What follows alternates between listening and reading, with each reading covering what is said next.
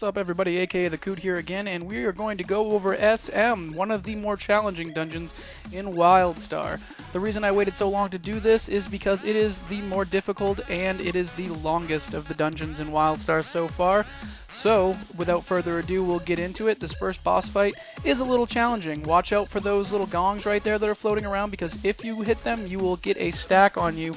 And what happens is whoever has the most stacks from hitting those or running into them will end up being the target for the tanks, or the boss's DPS. So you want the tank to get a few of those in the beginning, and then you want to make sure that he has the most of them no matter what. In this stage, we found that running to this corner is the most effective way to get away from the chimes. You'll see here when I turn around, all of the stuff that's flowing out right there is something that you'd have to be dealing with if you were out there. I know some groups like to stay out there and try to avoid them. We find that this is the easiest way to avoid them at the moment, and I expect that they will probably change this at some point, but you are still in danger in this corner. There is a slight chance you may get hit. So, after you see those going, you're going to want to run back, dodge the remaining ones that are there, and immediately stun her. After you get the stun off, you're going to want to dodge if that a little AoE right there, if that gets through, and then you're going to want to go to DPSing her, and she's going to repeat the same phase again. Just a small disclaimer in this video, I am leaving the pathing that I take due to the fact that there are a lot of places in this particular dungeon that you're going to want to skip if you're attempting to silver and or gold it. So, in order to get away from those things, there's going to be some kiting you may do, there's going to be some workarounds that you're going to try and get around as many mobs as you can due to the fact that this is a very time-intensive dungeon. So, once again, dodge all the AoEs that are coming out and all the telegraphs, get back to that corner if you can, and just rinse and repeat this over and over until she's dead. It doesn't get any harder. She doesn't do any more damage or anything like that. It's just a DPS race at this point. Once you're done, get some of that sweet, sweet loots, and you're going to be moving on. And depending on how the mechanics of this dungeon actually work, there is different pathing. So you're going to be running in a different way, but you will be covering all the same points. So once again, I'm leaving the pathing in there so you can at least see where you go in this particular situation. There are a few little tips and tricks in here, like for instance, that part right there probably saved you 2 or 3 pulls.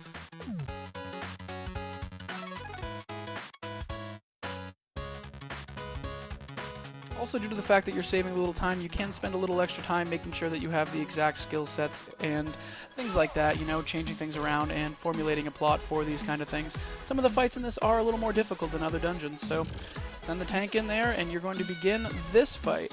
The only thing you really have to do on this fight is avoid her AoE that she does. She's going to send out a bunch of razor discs, and if you can dodge those and stun through that, you'll be able to finish this girl without too much of a problem here. As you can see, there's the razor disc right there. You get her stunned, and then you're good to go. With a group that has even a semi-decent DPS, you should be able to knock this out fairly simple. Especially at this stage in the game, you should be able to find a relatively large amount of people that have raid quality gear, so these things are going to be a lot easier. And if you don't dodge these, however, they do a lot of damage. So in this particular case, for instance, I'm actually DPSing, and that's my offset on my medic at this point. So I don't have a really great set of gear, and we still manage to get things done in a relatively quick time. Here again, I'm going to leave the pathing intact because, again, there are a lot of things you can skip, and you're going to want to skip those things if possible. There is some RNG as far as the amount of mobs that you have to kill, so you may get unlucky and you may end up with having to kill a larger set. But either way, go through here and kill the required things that are on the side there in your sub-quests and move on from there.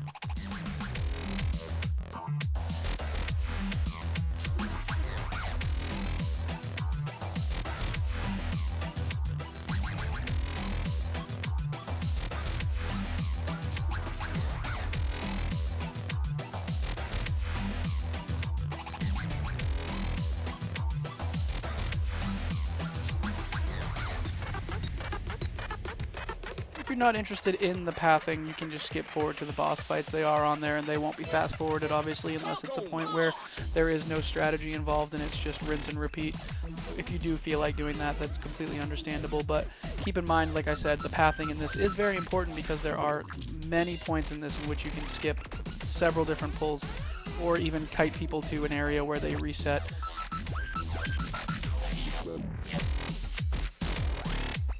I don't know if it reflects the quality of people that I've had to play with in the past, but we have gotten to the last boss with roughly 30 minutes left and had people not get the silver medal out of this. So, you know, it is challenging. You're going to want to leave yourself as much time as you possibly can, because some of these bosses are actually pretty labor intensive as far as the learning curve involved with them.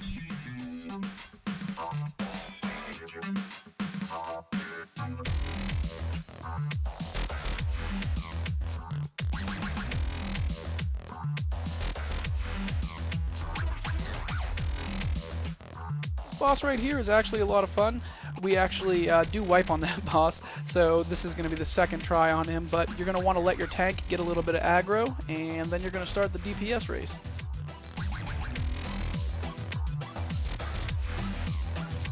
The ads in here shouldn't be that bad, especially if you have just a little bit of AoE DPS, so they're going to actually incidentally die in most cases, but if you want to assign somebody to try to pick them off, that's entirely up to you. But you're going to want to pull this boss to the center of the map because of the fact that he's going to be doing something that's going to make it a little more difficult. Here you see he puts a ring around everybody. What you're going to want to do is space yourself away from everybody so that you're not overlapping. If you are overlapping, you're going to end up bouncing everybody all over the place and they will die. This is a DPS race. You're going to want to get him to a certain point before he ends up covering the whole map with his telegraph. But once he's done with that, you get a little stun there, you get a little moo, and you can do a little extra damage to him.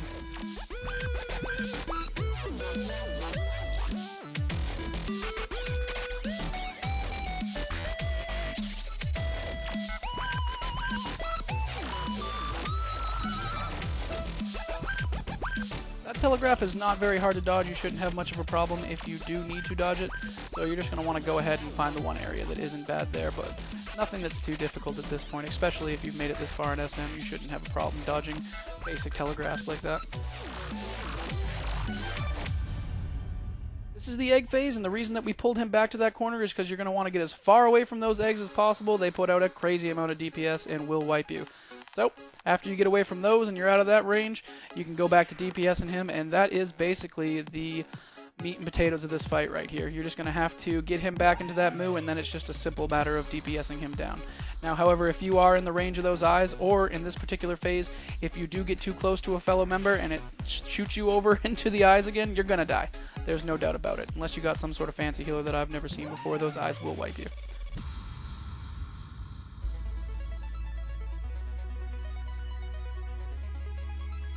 Almost spoke too soon there. I think I almost fell into that telegraph, actually. But either way, we dodge it. And like I said, that's the end of this boss.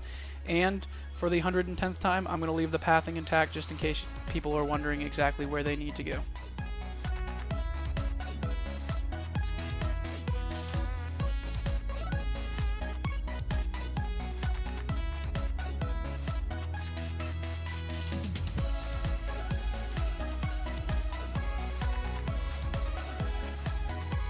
Again, you're going to do any optionals that you may have there, and then you are going to try and skip as much of this as you can, and you're going to run into this boss right here. This boss is, once again, very simple. You're just going to go in and DPS her down. She's going to perform a blind on you, but it shouldn't be that big of a deal. Either way, it's not possible to dodge as far as I know, but you can stun her in that point, and you will get a little extra damage. She doesn't do anything that's crazy, and the ad that she spawns isn't too big of a factor as long as you have a tank and a healer that are at least marginally comparable.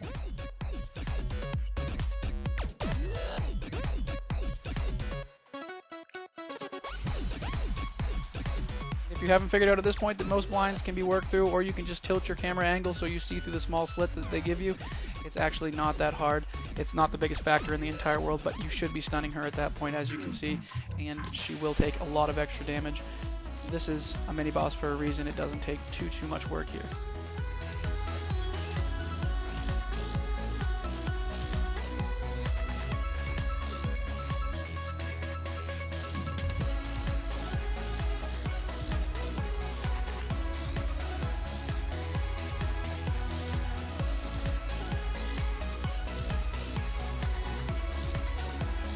Without too much damage, you get some of those crappy loots and you can move on after you clear the garbage that's there. Of course, we managed to pick up something because the drop rates on those have gone through the roof, but don't expect too much out of that, and work your way back down towards the next boss.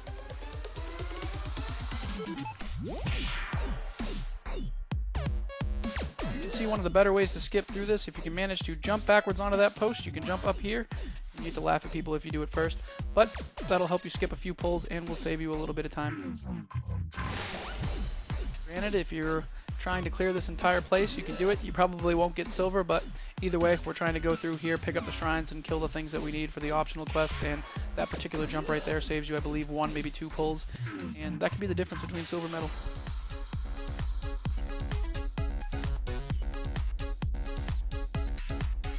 Again, even with that pull here, you can see that they will eventually reset, and either way, if they don't reset like they do in this instance, you just have a good place to pull them up here on this rock, and also you're going to be skipping, once again, a few pulls, which could save you the silver medal. None of the trash here is explained because there isn't anything that's too labor intensive as far as what you need to do. These guys, for instance, split into smaller spiders and they do a little extra AoE damage, but nothing that great. You're going to wait until this guy pops up, and this is one of the easiest fights. All you have to do is stun the single move that he does, and after that, it's easy peasy. You stun that big AoE right there, and it is just go-go time. You just drop some DPS on him, and big as he is, you'd think he'd be a little bit harder, but he's absolutely not. He's stunnable at almost every aspect of this fight, so shouldn't be anything that gives you a problem at all.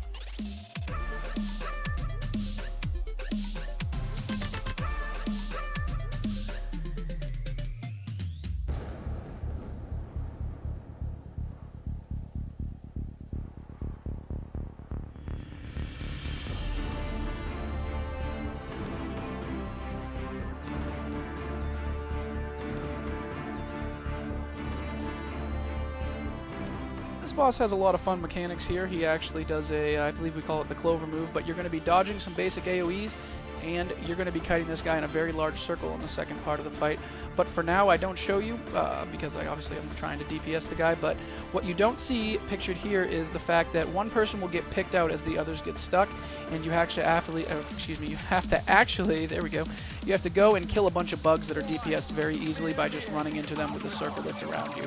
So if you do get selected for that, the bugs come very slowly. It's a very simple mechanic. You just run into those bugs and kill them while the rest of your team DPSs. You're going to kite this guy in a big circle, and it is a very long fight for the most part. That's why I'm leaving it in fast forward here. All it is person getting selected, clear out the bugs, DPS him, kiting him in a circle, and avoiding the telegraph. He has no special mechanics other than that.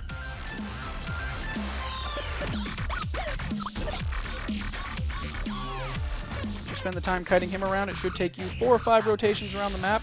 You will then teleport to this point, and this point has a lot of simple things. Now, what wasn't pictured there is you send one person, is what we've always done, whether it be a warrior who has a dash move or a stalker that has some sort of a stealth, but you're going to send them to where they need to go, in other words, to the end of that particular puzzle jump thingy, and then you're just going to die and resurrect at the next res point. It'll save you a bunch of time and you won't have to clear any of the mobs there. After that, you just kite those guys up to this point, and they should actually kite back to the beginning, and then you fight what I consider to be one of the harder bosses in here. She's going to do a move that actually sends fire in a different direction, and the strategy that we've devised at this point is calling a very simple direction: north, south, east, and west. We've also found that if you don't break out of this right here, you can actually put a little more DPS on her as long as you've got the heals to cover the person who's being hit. So, we also get a telegraph underneath you that you're going to want to run away from the fight because you don't want to be fighting on top of the telegraph that she puts on you. For instance, right there, it drops down. I believe 3 out of the 5 people in your group are going to get that telegraph, and all you have to do is run that to the edge. It's not a big deal, really. But you're going to want to get as many of those out of the way as you can. Here, as a healer, especially as a medic, you're going to want to heal everybody back up as best you can because here comes the firewall. As you can see, there's going to be several areas that don't have fire on them, and you're going to have to run to that area. The key is to start as close forward as you can, although it sounds bad, that way that you can run backwards if you need to. You're going to want to save your dash because if you get bad RNG, it can be far right where the entrance is and then far left, and that could potentially kill you. This firewall doesn't necessarily kill you in one shot, but if you are wearing cloth, then you're probably going to die right away. Light armor is not real good for that kind of thing.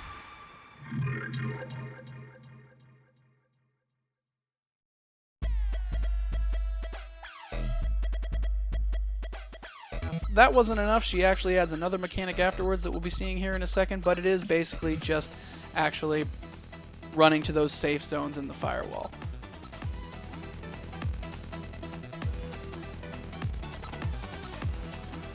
after the second phase of this, you're going to see the new mechanic, and if you're super fancy, you can grab the lore up there while the flame's going. I've never seen anybody who's done that, so if you can do it while it's on there, post a video and link it to me, because I want to see somebody grab that while the flame walls are going. That would be excellent. For the second phase of the fight, that flame wall is going to be coming from a random direction while you're actually in the fight. So you're going to want to, as a group, call out the direction that that's coming from and make sure you react to that in the best way possible, because, like I said, it is a little bit more challenging because it's not coming from the same direction, plus you got the added fact that you're fighting, so you're going to want to make sure you call out it's either coming from the north or the south or whatever you guys devise as a group, because it is a little surprising and it's not hard to get caught out.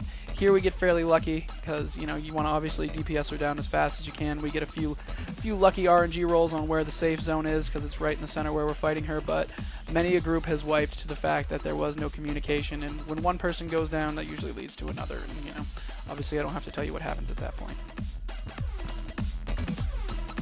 This is the final phase of the fight, and you should be DPSing her down by now, and you'll be moving on to bigger and better things.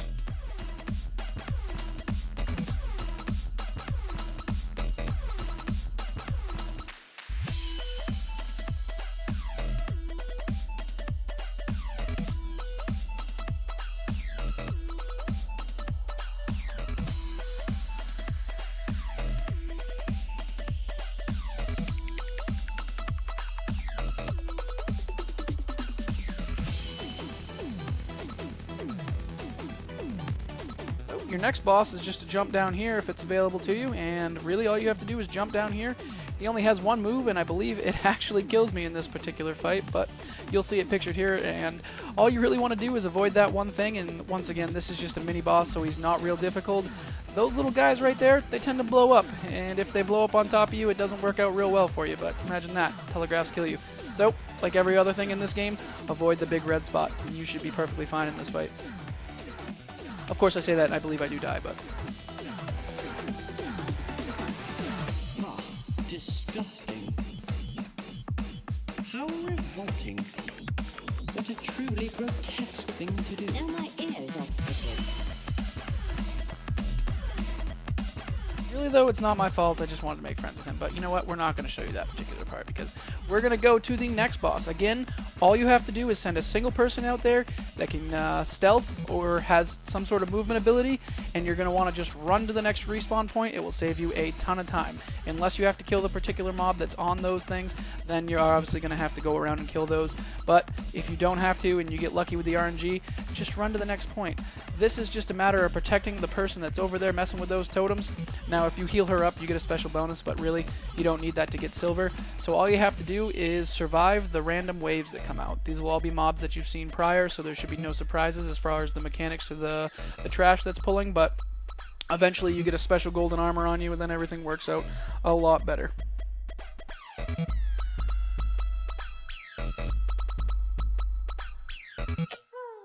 he even want this for a song? Crazy man.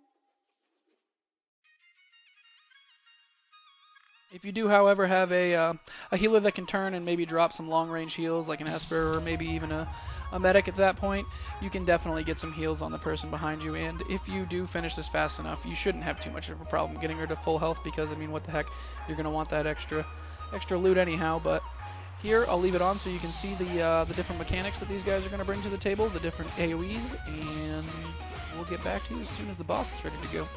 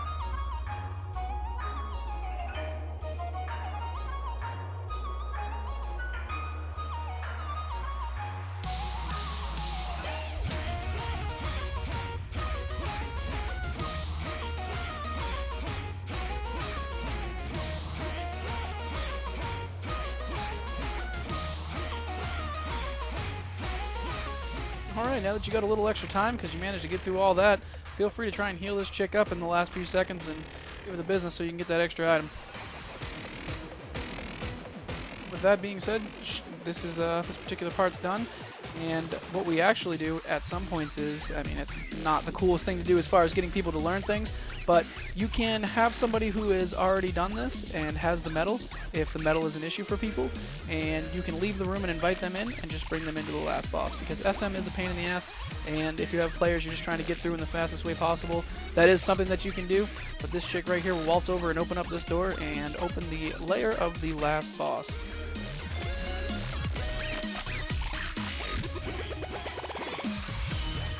Last boss actually isn't that bad, although people seem to have troubles with her. She has some mechanics that you're not going to see anywhere else, but for the most part, it's really just that wave that you saw right there. It does a whole lot of damage to you, but it's not real hard to dodge.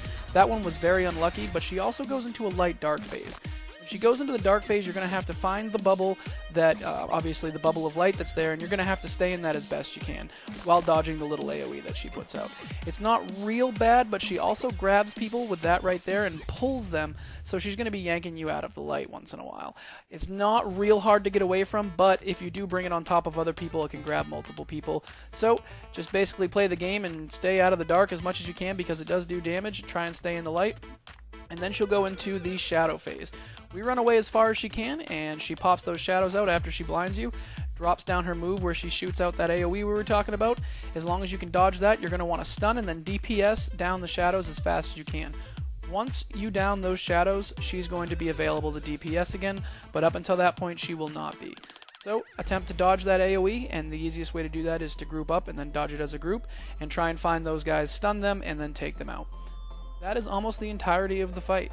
A lot of people have troubles dodging that the little telegraph that comes out, and like I said, it does do a bunch of damage, but if you do manage to do that and you get your stuns off quickly on those guys, you're not going to have a hard time with this at all.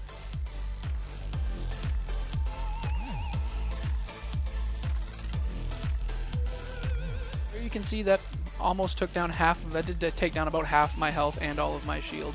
So even as a moderately geared person, you can survive a hit from that, and you'll be alright if you don't do it too many times, as long as your healer's willing to put up with you not being able to dodge the red once or twice. But as you can see again, it is stunning the shadow, DPSing the shadow down, and then waiting to give her the business. Here she unlocks, and you can begin DPSing her again. Stay out of the red stuff that she drops on the ground. The shadows do explode, and try and put as much DPS on her as you can before she goes into her next dark phase.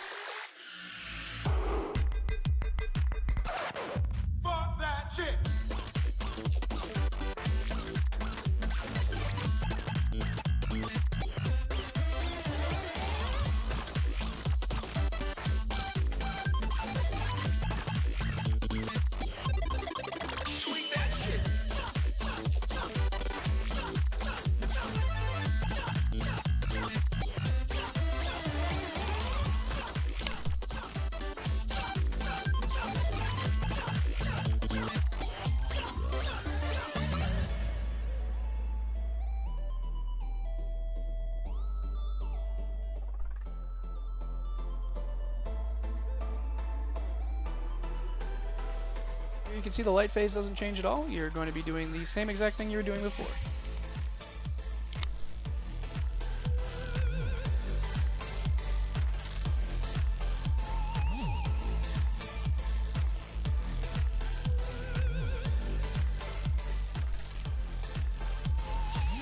And like a broken record, same phase as before. You're looking for the shadow guys, you're going to stun them, you're going to avoid the one AoE that goes out, and you're going to kill those down, and that will push her into the next phase that you can DPS her.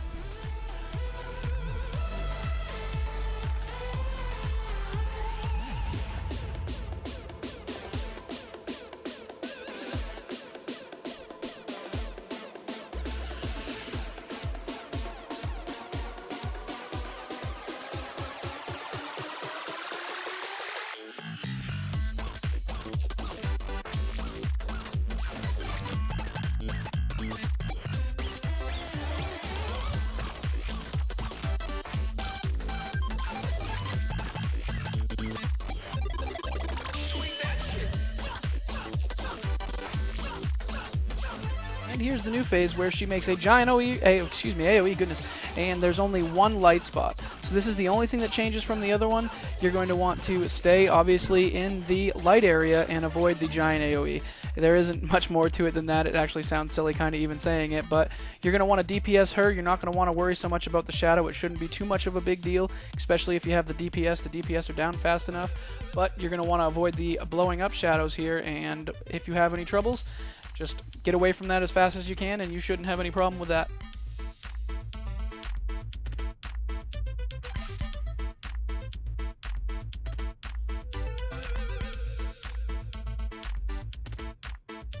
Alright, we don't even get to the next light phase, and you don't have to hear it again, but that is the entirety of SM. Thanks for watching.